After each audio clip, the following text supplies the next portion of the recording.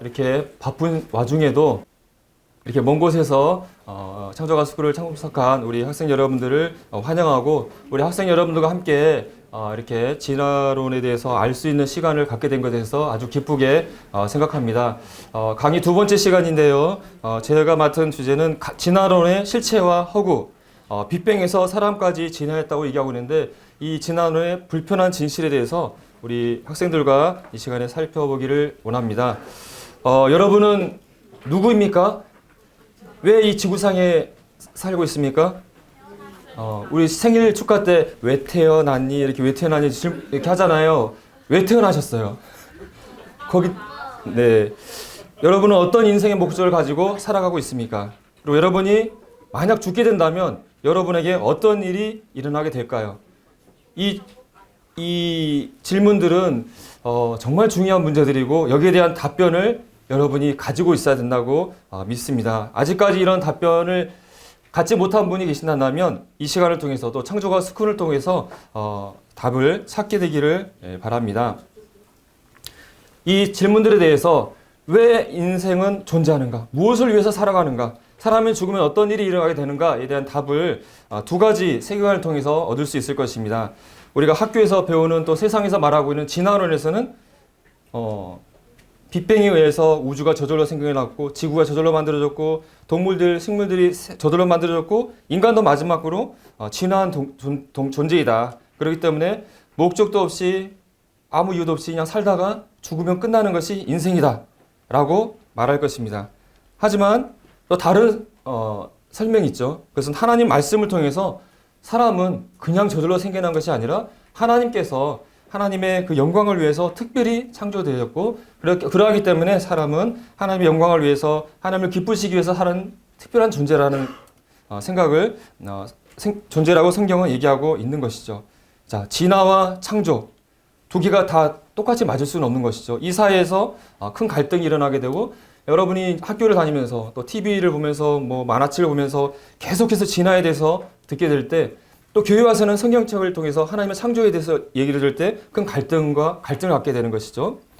하나님께서는 성경 말씀을 통해서 지금으로부터 약 6,000년 전에 하나님의 특별한 능력을 가지고 창조의 그 6일 기간 동안 이 우주 만물을 다 창조하셨다고 말씀하고 있습니다. 첫날에 지구를 만드셨고, 그다음에 넷째 날에 해와 달과 별을, 창조의 마지막 여섯째 날에 인간을 만드셨다. 태초에 하나님이 천지를 창조하셨다고 하나님 말씀을 통해서 우리에게 말씀해 주고 있습니다.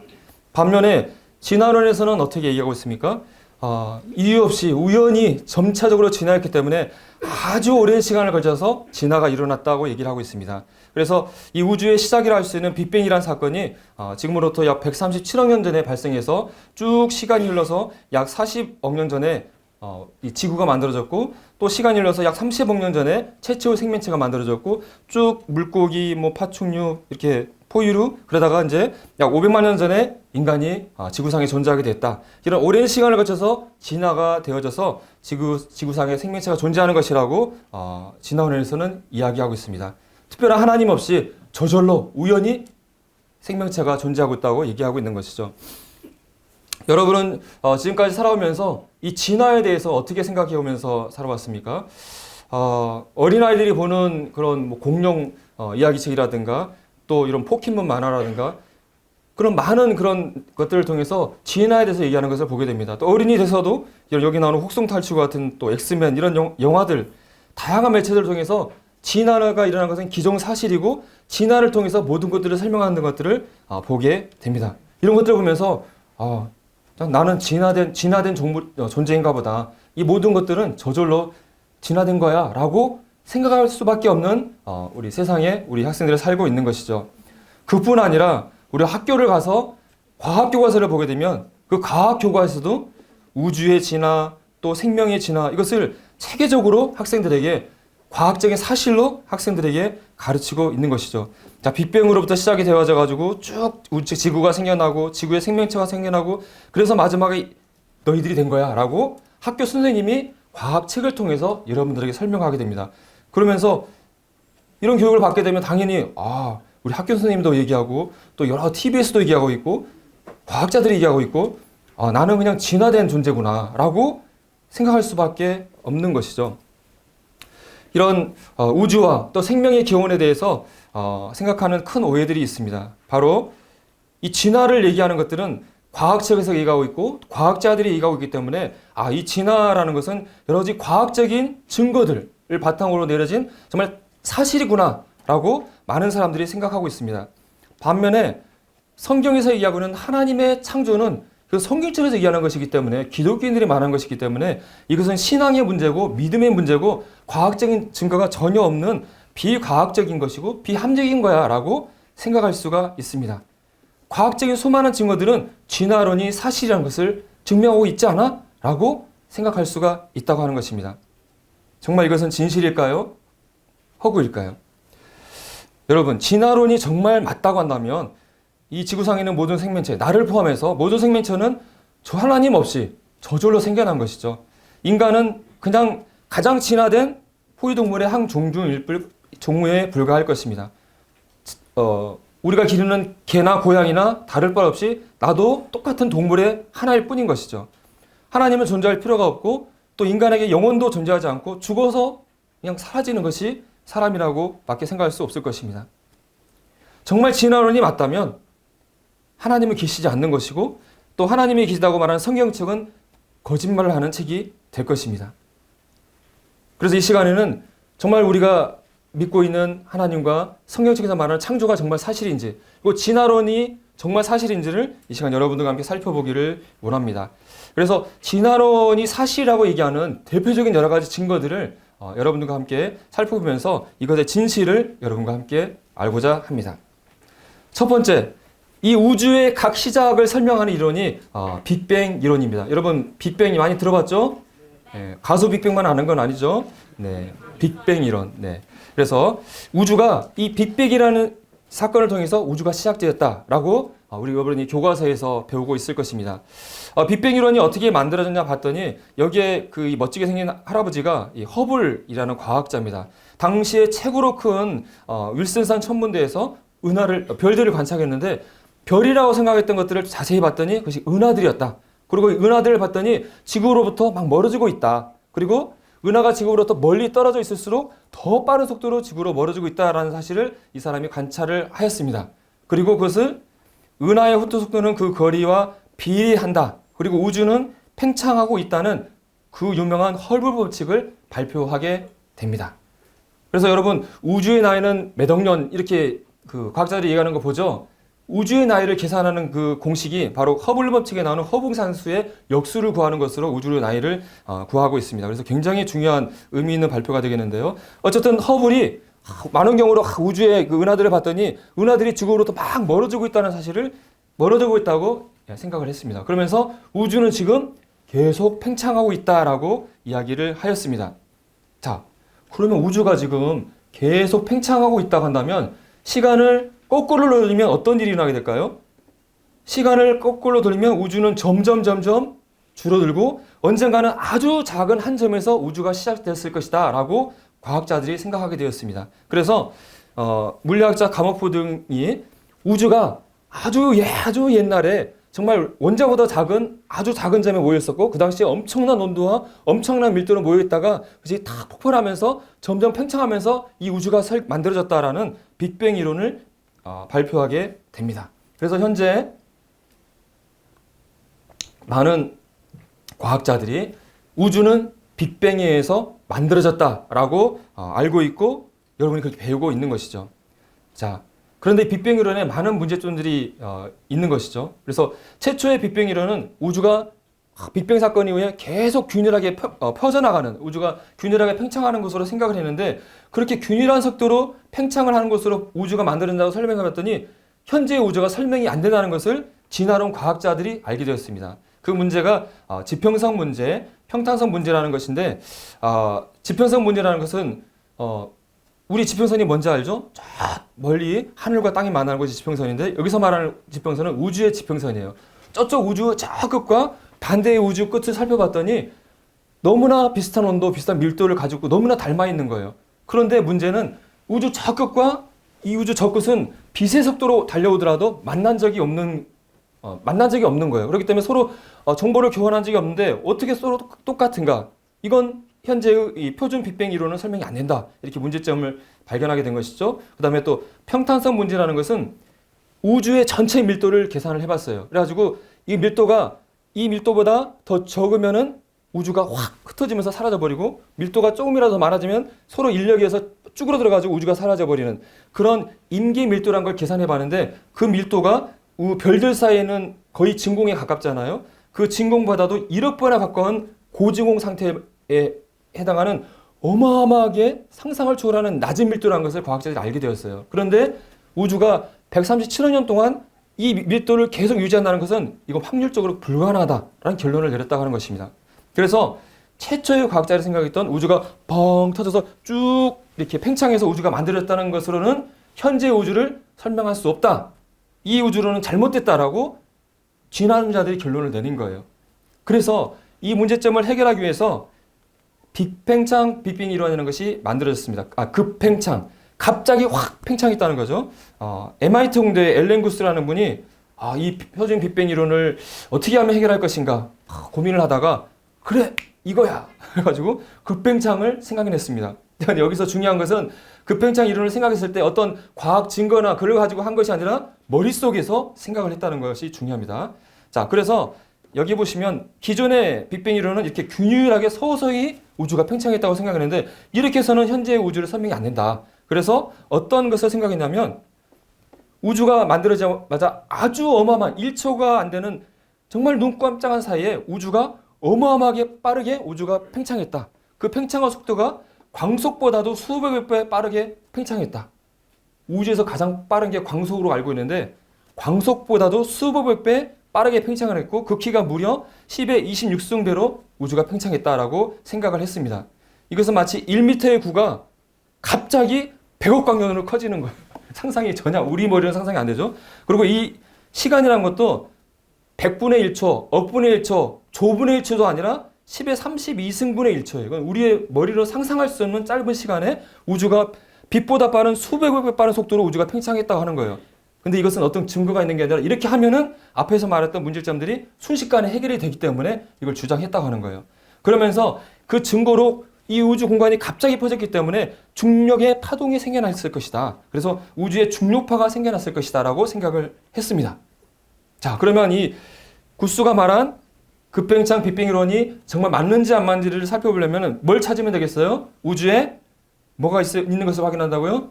중력파가 있는지를 과학자들이 연구를 하게 된 것이죠. 자, 여기 보면은 빅뱅 이론을 그림으로 표현한 건데 갑자기 이렇게 팽창을 했을 때 우주에 중력의 파동이 생겨난 것을 묘사하고 있습니다. 그리고 빅뱅 당시에 엄청나게 뜨거운 고온의 상태였는데 그때의 온도가 식어가면서 그때 뜨거운 빛이 지금은 식어서 차가운 아주 낮은 온도의 초단파로 우주를 채우고 있다고 생각하고 있습니다. 그래서 우주 배경 복사라고 하는 전파인데요. 이것이 묘사하고 있는 것입니다. 그래서 중력파가 우주 배경 복사에 영향을 미쳐서 이 우주 배경 복사는 전파가 빛이 뒤틀어지는 평광 현상이 일어날 것이다 라고 추측을 하고 남극에 이런 전파 망원경을 세워놓고 우주 배경 복사를 연구를 했어요. 그리고 드디어 여기 보시면 빨간색 파란색으로 표시되어진 이게 틀어진 우주 배경 복사의 평광 현상을 발표했다라고 2014년도에 기사가 실렸습니다. 제목은 태초의 우주 급팽창에 대한 직접적인 증거를 처음으로 복착했다. 이야, 대단하죠? 그러면 빅뱅 이론의 제일 중요한 급팽창이 과학적으로 증명이 된 거예요, 안 된 거예요? 드디어 된 거잖아요. 이분들은 아마 노벨상을 받을 수도 있는 그런 분들이에요. 그런데 미국 측에서 연구를 발표했는데 유럽 연구팀에서 당신 잠깐 연구 잘못된 거야. 다시 한번 해봐. 이렇게 제동을 걸었습니다. 그래가지고 미국 팀과 유럽 팀이 연구를 해봤더니 이 우주 배경 복사의 평광 현상은 사실은 별들 사이에는 우주 먼지에 의해서 이 우주 배경 복사가 산란을 일으킨 것이 맞다라는 데이터 해석에 오류라는 것을 확인하면서 우주 급팽창의 직접적인 증거를 처음 폭착했다는 이 어마어마한 이 논문은 잘못된 논문으로 확인이 됐습니다. 그래서 논문을 철회했어요. 노벨상 받을 뻔했던 거죠. 자, 그렇다면은 여러분 이 빅뱅 이론의 제일 중요한 급팽창은 과학적으로 증명이 됐습니까? 안 됐습니까? 아직까지 증명이 되지 않았다는 거예요. 여전히 머릿속에서만 그렇게 났으면 참 좋겠는데 하면서 그런 가운데 있다고 하는 것이죠. 여러분, 이 빅뱅 이론이 또 현대의 우주 이론이 정말 좋은 이론이라 한다면 우리가 관측을 하는 우주를 잘 설명할 수 있어야 되겠죠. 근데 놀라운 것은요, 이것은 과학자들이 얘기하는 거예요. 현재의 이 빅뱅 이론을 통해서 우주를 설명할 수 있는 것이 전체의 몇 퍼센트라고요? 우주의 4%. 단 4%만 이 빅뱅 이론으로 설명이 되어져요. 이 나머지 23%는 이것이 뭔지 정체를 알 수 없는 암흑 물질로 구성되어 있고 또 정체를 알 수 없는 암흑 에너지로 73%가 채워져 있다. 즉 우주의 96%는 현재 우주과학으로 천문학으로 설명이 안 된다. 이것은 현대의 과학자들이 고백하고 있는 것입니다. 그래서 우리나라의 뛰어난 그런 천문과학자인 이석영 교수님이 책자에서 우리가 아는 것은 우리가 대부분 모른다는 것이다. 그러면 우리는 아는 것인가 아니면 모르는 것인가? 개그 같은 얘기를 하셨는데 이것의 현재 빅뱅 이론의 현 주소라고 하는 것입니다. 우리가 빅뱅 이론 하면 막 어렵잖아요. 뭐 천문 우주 막 그런 거 하면 막 머리가 막 너무 아프잖아요. 과학자들이 어련히 알아서 잘 했겠지. 빅뱅 이론 어련히 잘 알아서 증명했겠지. 하지만 현 주소가 이렇다는 것입니다. 그래서 빅뱅 이론에 대해서 교과서에 이렇게 실으면서 이렇게 얘기를 하고 있습니다. 왜 우주가 팽창하기 시작했을까? 혹은 빅뱅 이전에는 무엇이 있었을까 하는 질문들이 있을 것이다. 하지만 아직 현대 과학은 이 질문들에서 대한 답을 가지고 있지 않다. 빅뱅 이전에는 무엇이 있었어요? 이 급팽창은 어떻게 생겨났어요? 과학자들이 와서 물어보면은 죄송하지만 현대 과학은 모르는 거예요. 라는 것이 과학자의 답변이라고 하는 것입니다. 여러분, 빅뱅 이론 하면은 모든 과학자들이 받아들이는 정말 과학적인 것이라고 받아들인 것이라고 생각할 수 있을 것입니다. 하지만 과학자들 가운데서도 바로 앞에서 여러분에게 말씀드려지는 이런 문제들, 즉 우리가 전혀 관측한 적이 없는 급팽창, 암흑물질, 암흑에너지 이런 것들에 의해서 빅뱅 이론이 만들어졌기 때문에 빅뱅 이론은 잘못된 이론, 믿을 수 없는 심각한 의심을 불쾌하는 이론이다라는 빅뱅 이론에 반대하는 공개 서한을 2004년도에 뉴 사이언스 잡지에 실었고 그 후에 약 500명 넘는 과학자들이 자신의 이름을 걸고 반대 설명을 하고 있다고 하는 사실입니다. 짧게나마 지금 빅뱅 이론이 과학적으로 증명됐는가에 대해서 여러분께 설명을 해드렸습니다. 결론은 어떻습니까? 빅뱅 이론은 과학적으로 아직 증명되지 않은 가설에 불과하다는 사실을 여러분께 설명드렸습니다. 자, 그 다음 단계는 어쨌든 빅뱅이 일어나서 현재의 지구가 만들어졌다고 가정을 해보죠. 그러면 원시 지구는 초기에 아주 마그마 덩어리, 아주 뜨거운 혹독한 환경이었다고 생각하고 있습니다. 거기는 생명체가 전혀 없었죠. 그런데 이 원시 지구에서 어떻게 생명체가 만들어졌는가? 일단 생명체가 만들어지려고 한다면 생명체의 구성 성분이 만들어져야 되겠죠. 그래서 무기물질, 생명체의 구성 물질인 유기물질이 무기물질에서 어떻게 만들어지는가를 것을 설명하는 것이 화학 진화라는 것입니다. 일단 생명체를 만들 재료가 만들어져야지 뭐 세포도 만들어지고 뭐가 만들어질 거 아니에요. 그런데 초기 원시 지구에는 그런 생명체의 그 재료라고 할 수 있는 유기물질이 전혀 없는 상태에서 지구가 시작됐다고 하는 것이죠. 여기서 말하는 유기물이라는 것은 포도당과 같이 탄소와 수소로 구성되어진 탄소 화합물을 이해하는 것입니다. 아미노산, 탄수화물 이런 것들이 다 유기물이에요. 근데 탄소와 수소를 포함하지 않은 것들이 무기물인데 처음에는 이런 무기물만 있었다고 하는 것이죠. 그런데 이 무기물들이 어떻게 생명체의 구성 요소가 되는 유기물로 될 것인가? 그것을 설명하는 것이 화학 진화 이론이 되겠습니다. 자, 이 그림이 원시 지구의 상태를 보여주고 있는 거예요. 지구가 마그마 덩어리인 지구가 이게 식어서 지각이 만들어지고 많은 수증기에 의해서 이런 비가 내리고 막 번개가 치고 또 이런 화산 폭발이 일어나고 있고 또 공기 중에는 여기에 암모니아, 메탄을 표시하고 있는데 이런 것들이 이 당시의 상황에 의해서 이런 것들에 의해서 여기 나온 무기물질이 만들어질 것이다 라는 이론들을 과학자들이 만들었다고 하는 것이죠. 그래서 초기에 러시아 과학자 오파린, 또 영국의 과학자 홀데인 이런 사람들이 원시 대기에 있는 무기물질들에 의해서 그 환경에 의해서 유기물이 이렇게 만들어졌을까라는 이론을 제시를 했었고 그것을 실험적으로 입증한 사람이 시카고 대학의 대학원생이었던 밀러와 그의 지도교수였던 유리입니다. 이들의 실험에 의해서 유기물을 실험실에서 최초로 합성했다. 그래서 원시 지구에서 유기물이 합성될 수 있는 것을 이 실험을 통해서 보여주었다라고 여러분의 교과서에 실려 있습니다. 그래서 원시 지구에서 유기물이 저절로 만들어지다는 것을 입증했다라고 교과서에 실려져 있는 것이죠. 그 실험을 보게 되면 이런 그 끓는 물을 만들어가지고 수증기를 만들어내고요. 그 다음에 진공 펌프로 공기를 뽑아냈습니다. 자, 공기를 뽑아내게 되면 공기 중에 있는 뭐가 빠져나가게 될까요? 공기 중에 제일 중요한 산소가 빠져나가게 되는 것이죠. 그 당시에 원시 지구에 산소가 없다고 가정을 했어요.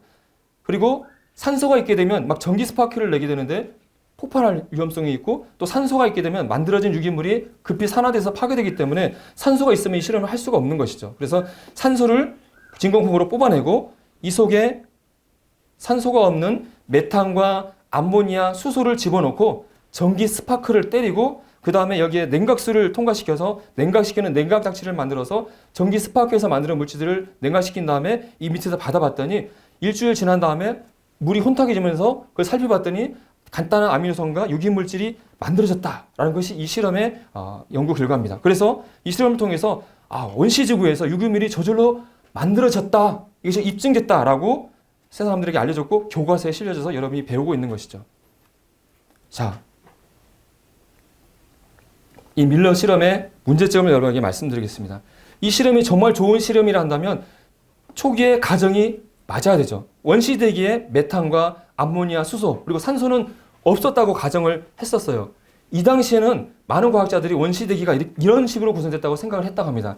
우주에 있는 가스 구름들이 이런 걸로 구성됐기 때문에 원시지구에 이런 것들이 됐을 것이다 생각을 했었다고 해요. 그런데 과학자들이 연구를 해보니까 이것들은 순식간에 사라져버리고 화산 활동에 의해서 만들어진 질소와 이산화탄소가 원시대기를 채웠다라는 것이 과학자들에게 확인이 되어졌고, 더 놀라운 것은 원시대기에 산소가 풍부했다는 것이 확인이 되었습니다.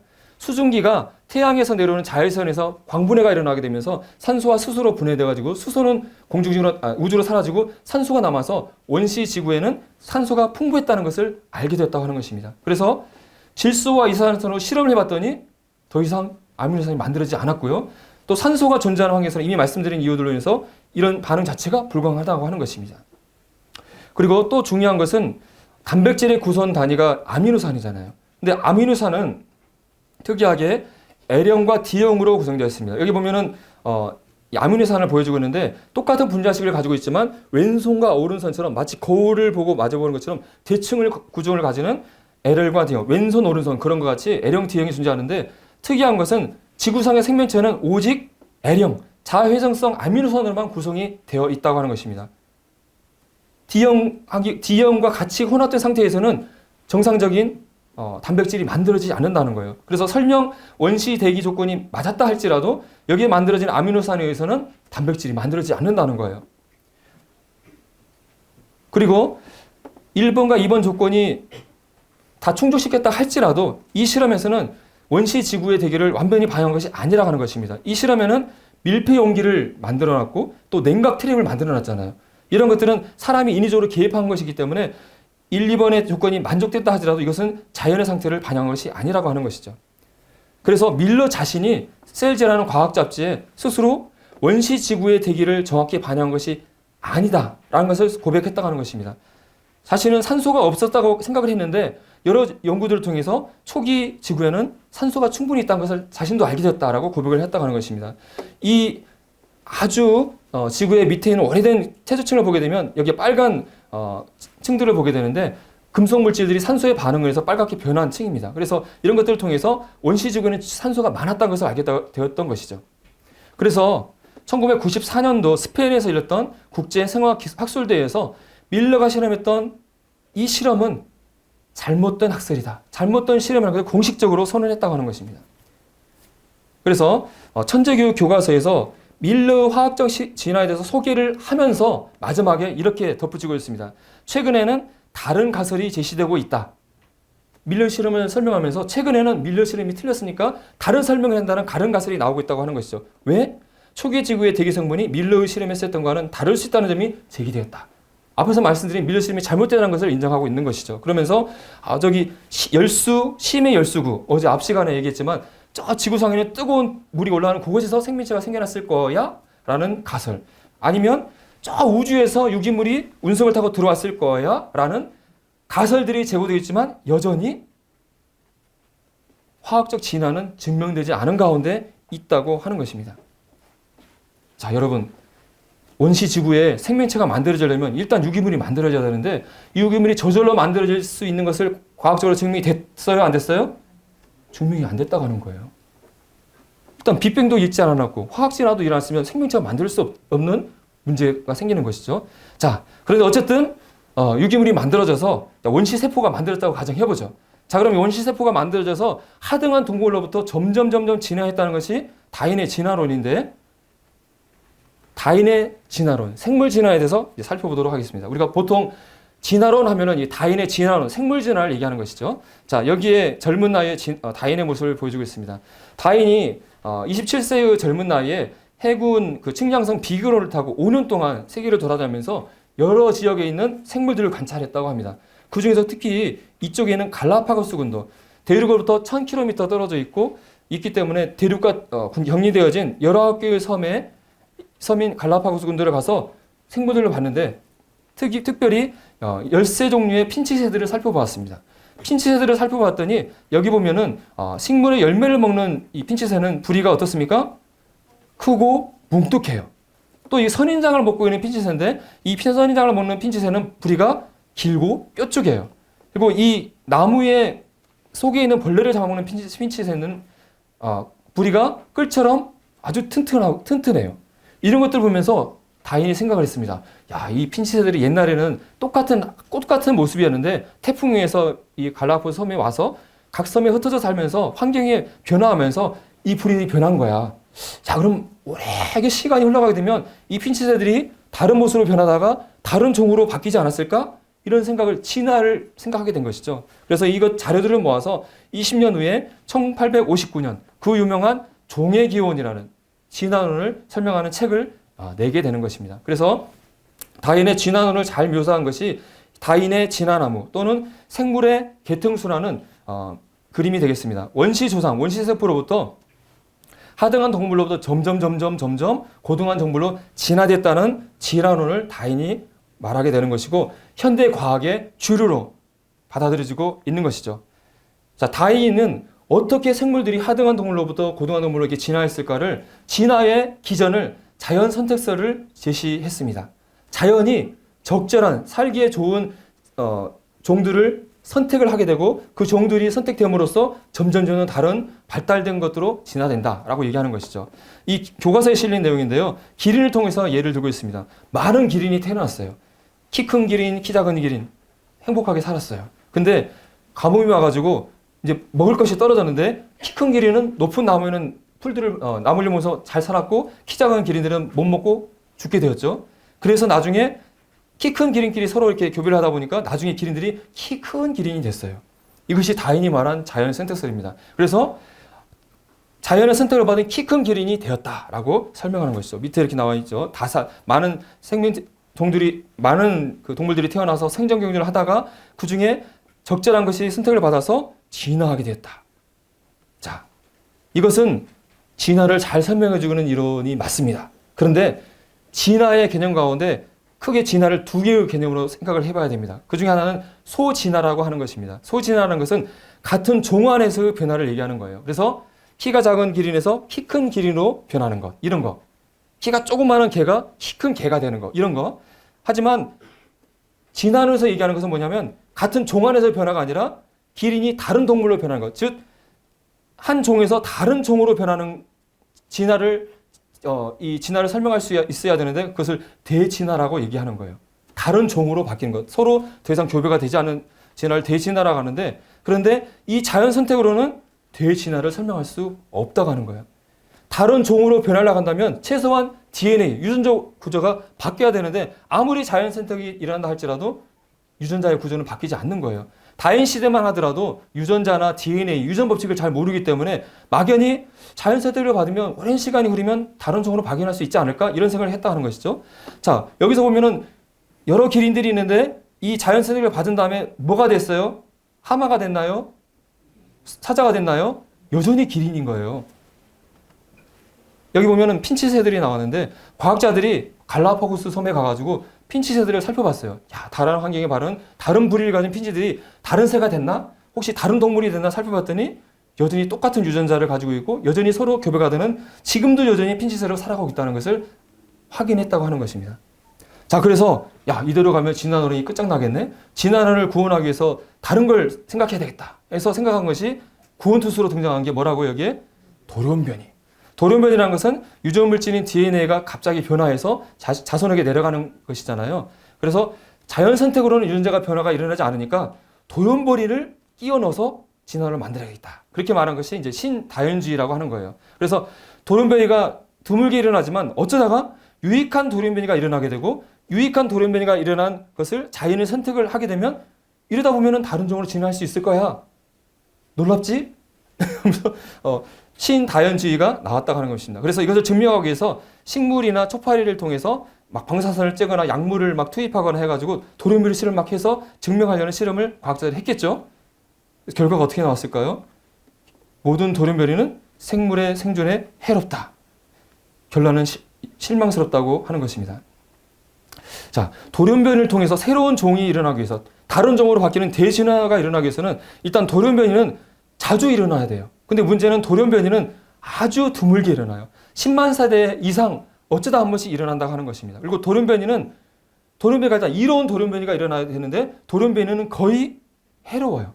여러분, 임산부가 이렇게 임신을 하게 되면 엑스레이, 방사선 찍을 때 엑스레이 막 찍고 막 약 먹고 막 해야 안 해요. 굉장히 조심하죠. 왜냐하면 막 엑스레이 째고 약 먹다가 혹시 있는 태아가 돌연변이가 날까 걱정하잖아요. 실제로 돌연변이가 일어나게 되면 사산을 하거나 기형이 나거나 이렇게 되잖아요. 임신한 임산부가 야, 나 이번에 멋진 돌연변이 아이를 갖기 위해서 방사선 좀 째러 갈 거야. 이렇게 하는 산모를 본 적이 있나요? 돌연변이는 해롭다는 걸 우리는 너무나 잘 알고 있어요. 그 돌연변이로 새로운 종이 만들어지기 위해서는 돌연변이가 어떠한 특별한 목적을 가지고 방향성을 가지고 나타나야 돼요. 만약 도마뱀이 나르는 새가 되려면 도마뱀의 앞다리가 날개로 변하고 깃털이 만들어지고 부리가 만들어지고 수많은 것들이 돌연변이가 착착착착 방향을 맞춰서 가야 되는데 돌연변이는 무작위적으로 일어나기 때문에 돌연변이를 통해서 새로운 종이 만들어지는 것은 불가능하다고 하는 것이죠. 그래서 헉슬리라는 런던 대학 교수 진화론자가 자연적인 조건에서 진화론의 돌연변이 이용에 관하여 확실한 증거는 아직 주어지지 않았다.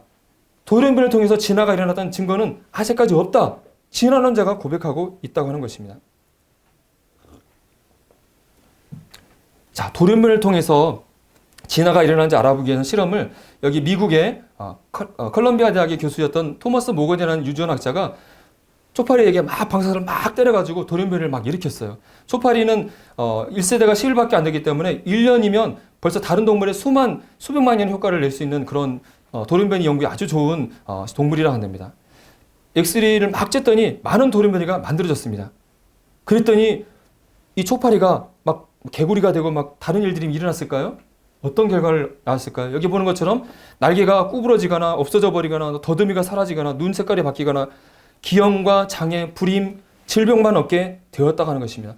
돌연변이를 실험을 통해서 다른 동물로 바뀐 것을 증명하려고 막 실험해봤지만 결론은 돌연변이로서는 다른 종으로 바뀔 수 없다라는 것을 알게 되었다는 것이죠. 카울로이라는 파리 대학 교수님께서 초파리에서 제공된 400개의 돌연변이 중에서 새로운 종이라 할 만한 것들은 어떤 것도 없었다. 진화의 중요한 문제는 돌연변이에 의해서 해결될 것으로 보이지 않는다라고 결론을 내리고 있다는 것입니다. 진화가 일어나기 위해서 구원투로 등장했던 돌연변이는 여전히 이 문제를 해결하지 못하고 있다는 것입니다. 자, 그렇다고 한다면 여러분이 교과서를 통해서 진화의 증거라고 배우는 많은 것들은 정말 어떻게 해서 증거로 사용되고 있는 것인지 살펴보기를 원합니다. 첫 번째 대표적인 증거는 해켈의 배 발생도라고 하는 것입니다. 자, 여러분 교과서에서 이런 그림 본 적이 있어요, 없어요? 네. 1848년에 독일의 발생학자였던 해켈이 이런 그림을 발표했어요. 발생학자라는 것은 뱃속에 배아가 어떻게 점점 발생하는지를 연구하는 학문인데 여기 보면은 얘네들이 여러 동물들인데 모양이 닮았어요? 다르게 생겼어요? 너무 비슷하게 생겼죠? 자, 봐봐. 배아의 초기 모습을 보면 너무 똑같이 생겼잖아? 이것들이 점점 시간이 지나면서 자기 모습으로 바뀌잖아? 이걸 보게 되면 이 동물들은 공통주상에서 진화했고 처음에는 동통주상의 똑같은 모습을 갖고 있다가 시간이 흐르면서 점점 다른 모습으로 바뀌는 거야. 이것은 바로 진화의 강력한 증거야라고 해켈이 얘기했다고 하는 것입니다. 그래서 이 해켈의 배아의 발생도는 뱃속에 있는 태아가 사람의 모습을 갖추기 전에는 진화하기 전에 동물과 같기 때문에 낙태를 해도 괜찮다는 그런 증거로 이용되어졌다고 합니다. 자, 그런데 이 그림은 조작된 거짓이라고 하는 것입니다. 이것을 1997년 영국의 그 발생학자였던 리차드슨이 사이언스지에 이 사실을 발표하였다는 것입니다. 해켈의 배는 사기다. 자, 여기를 보시게 되면 배아의 초기 모습, 중기, 말기의 모습입니다. 여기서 어떤 모습이 제일 비슷하게 생겼어요? 중기의 모습이 제일 비슷하죠?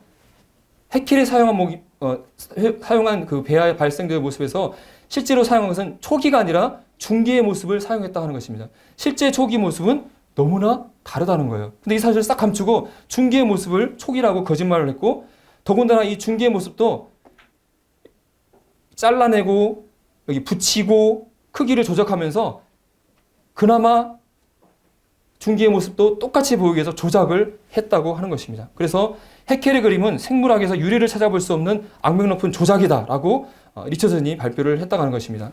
더 기가 막힌 사실은 해켈 스스로가 사실 나 조작했어. 나만 그런 거 아니야. 다른 애들도 다 그래.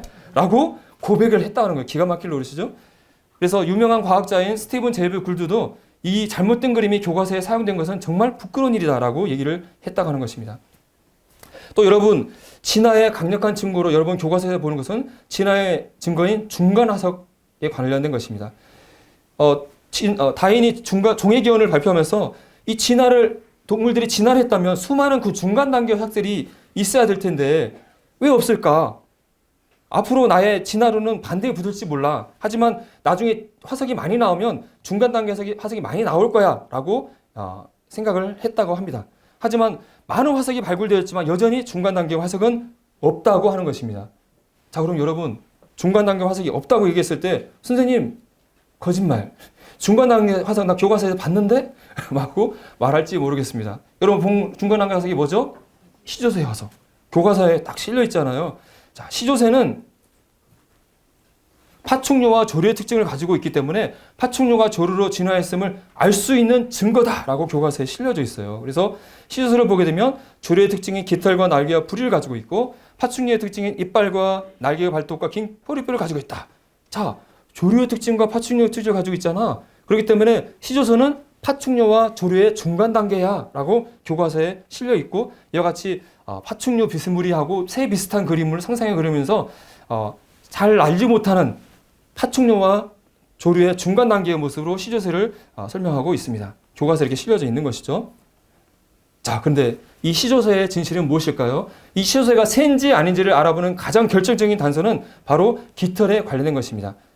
여기 보시면 잘 알 수 있는 새의 깃털의 모습입니다. 이 잘 알 수 있는 새의 깃털의 특징은 비대칭적이라고 하는 것입니다. 이쪽은 짧고 이쪽은 길잖아요. 날지 못하는 새는 양쪽이 대칭적인 특징을 가지고 있다고 하는 것입니다. 자, 그럼 시조새의 깃털은 어떠했을까요? 깃털을 봤더니 좌우가 비대칭인 잘 나는 새의 깃털을 가지고 있었다고 하는 것입니다. 그래서 진화론자이면서 새 전문가인 조류학자인 스윈트는 파충류에서 조류까지 진화를 보여주는 화석은 전혀 없다. 시조새는 파충류가 아니라 뭐라고요? 완전한 날아다니는 새다. 깃털이 그것을 새로 분류하기 때문이라고 설명하고 있는 것입니다. 또 추가적인 내용은 이 시조새가 발견된 한참 이전, 5천만 년 전 이전에 이미 완전한 새의 화석이 발견되어 있었다고 하는 것입니다. 그렇기 때문에 시조새가 새의 조상인지 아닌지를 새 전문가들이 모여가지고 토의를 하는 국제 시조새 회의라는 것이 1984년도에 열렸었습니다. 그때 이 알렌 차그리가 결론을 이렇게 선언을 했습니다. 시조새는 날 수 있는 새의 일종이었으며 근대의 새의 조상과 직접적인 관련이 뭐라고요? 없다. 시조새는 새의 조상이 아니다라고 학자들이 결론을 내렸다고 하는 것이에요. 다음에 여러분이 교과서에서 보는 자료가 이 말의 화석에 관련된 것입니다. 교과서를 보게 되면 말의 화석을 보게 되면 말의 몸집이 점점 커지고 발가락 수가 줄어들고 어금니가 풀을 씻기 좋은 넓적한 형태로 변하는 진화를 잘 보여주는 증거다. 개 크기의 말부터 점점 현대의 크기로 말로 커지고 4개의 발가락, 3개의 발가락, 그다음에 2개의 발가락은 없어요. 그다음에 1개의 발가락, 어금니가 점점 커지는. 봐봐, 말이 쫙 멋있게 진화했잖아. 끝내주지? 말 진화했잖아. 말 진화의 강력한 증거야. 믿어. 이렇게 얘기하는 거죠. 자, 그런데 여기 보시면 여기 말이 있는데 얘는 개예요, 뭐예요? 뭘까요? 얘도 말이에요. 아르헨티나의 팔라빌라라는 50cm에 불과한 개 크기의 말이에요. 현대의 말도 아주 작은 말, 큰 말이 존재한다고 하는 것입니다. 즉 말의 크기로 진화를 얘기할 수 없다고 하는 것이죠. 그리고 말의 발가락이 4개, 3개 줄어들었다고 했는데 2개의 발가락이 없는 거예요. 정말 진화했다면 2개의 발가락을 가진 말의 화석이 존재해야 되잖아요. 그리고 교과서에는 실려있지 않지만 얘네들 자세히 보게 되면 갈비뼈의 수는 18개 됐다가 15개로 됐다가 19개 됐다가 갈비뼈가 많아져서 줄어들었다가 이런 아주 불규칙한 여러 가지 갈비뼈도 그렇고 허리뼈도 그렇고 얘들이 정말 진화했다는 증거라고 보기가 너무나 어렵다고 하는 것이죠.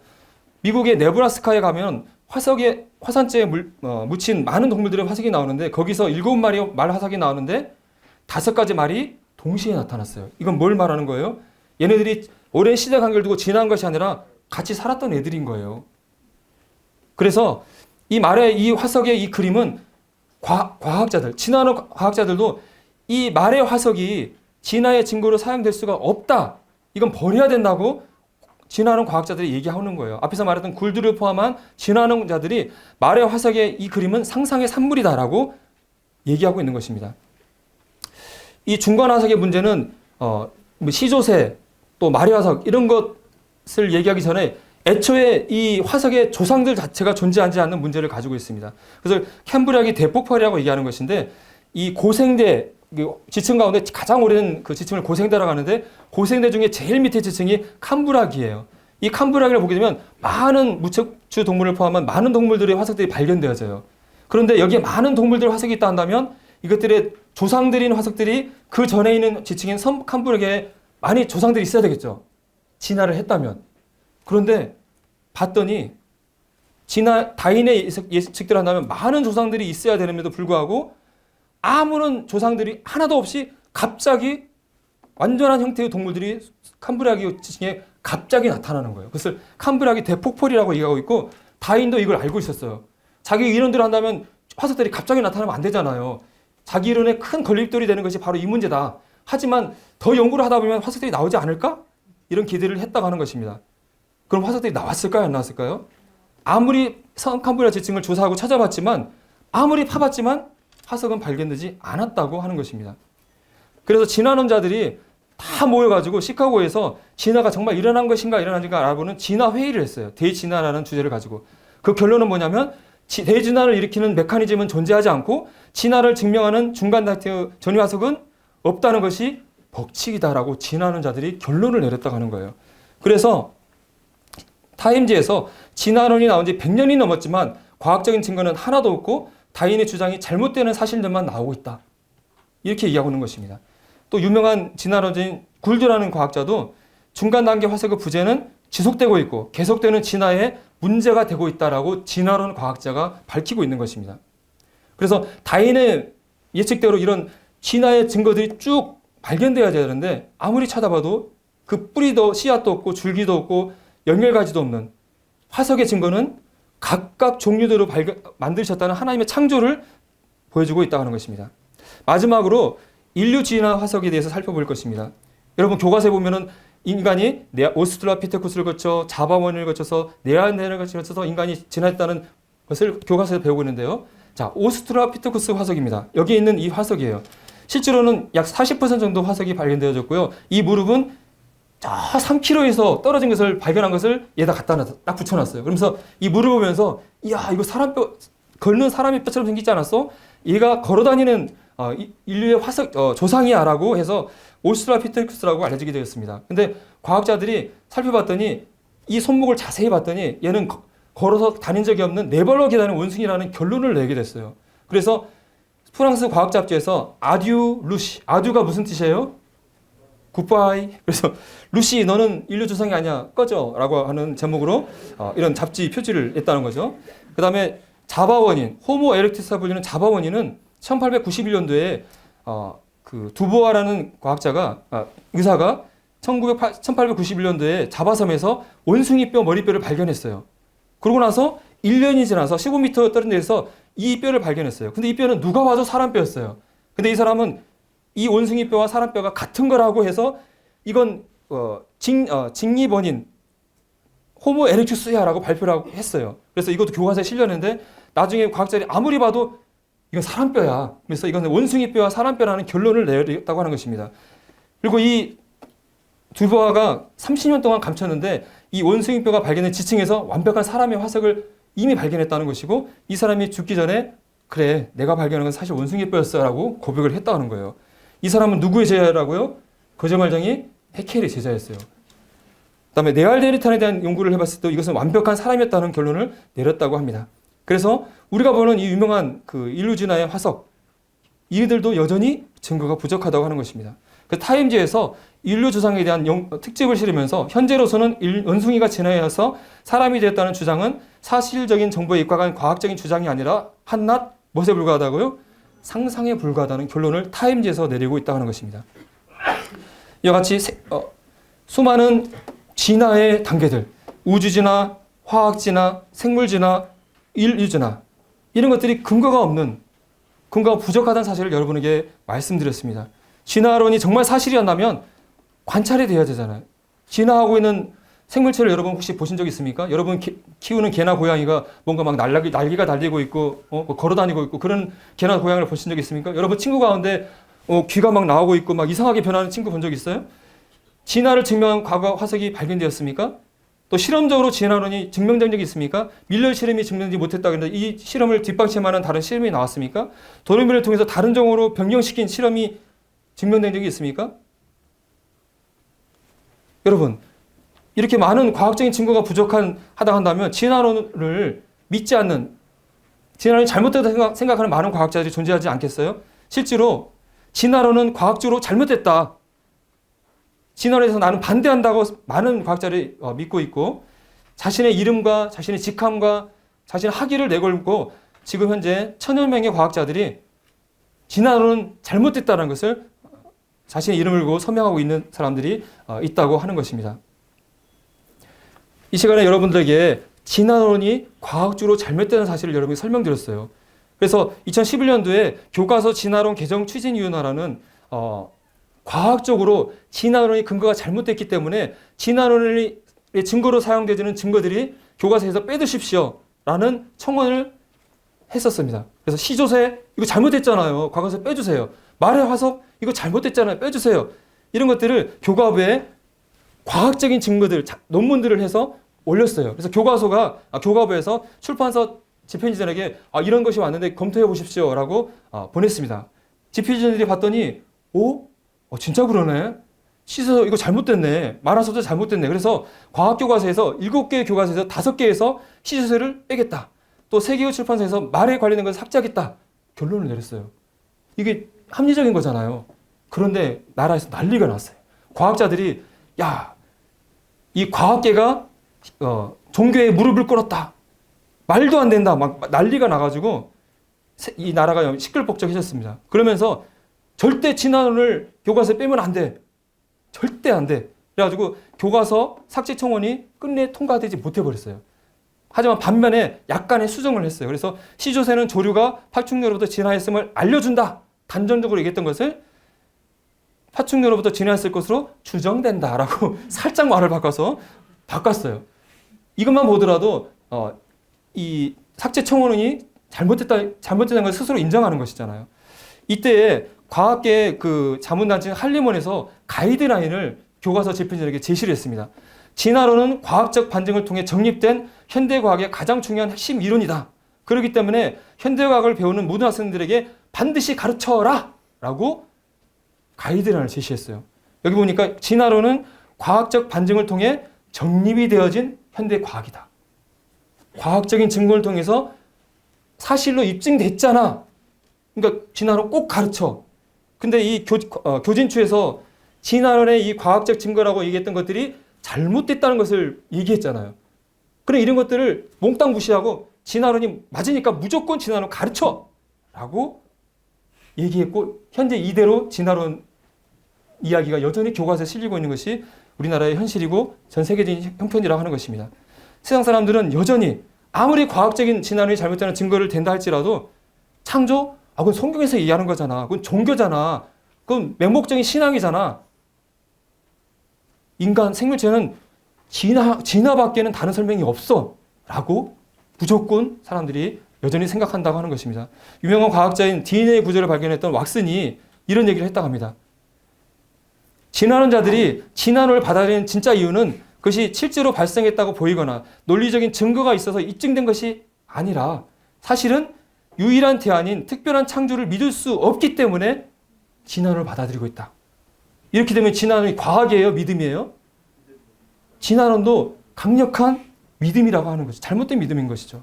여러분, 이 진화론은 영적인 문제인 것입니다. 사탄이 사람들을 하나님을 믿지 못하게, 복음을 듣지 못하게 사람들의 귀를 막는 데 사용하는 사탄의 강력한 도구라고 하는 것입니다. 이 세상신 사탄이 사람들의 마음을 혼미케 하기 위해 사용하는 도구라고 하는 것입니다. 여러분, 이 시간에 여러분들에게 진화론의 잘못된 것을 여러분이 설명드렸습니다. 여러분, 우리는 왜 하나님과 창조를 믿습니까? 무작정, 무턱대고 믿는 것입니까?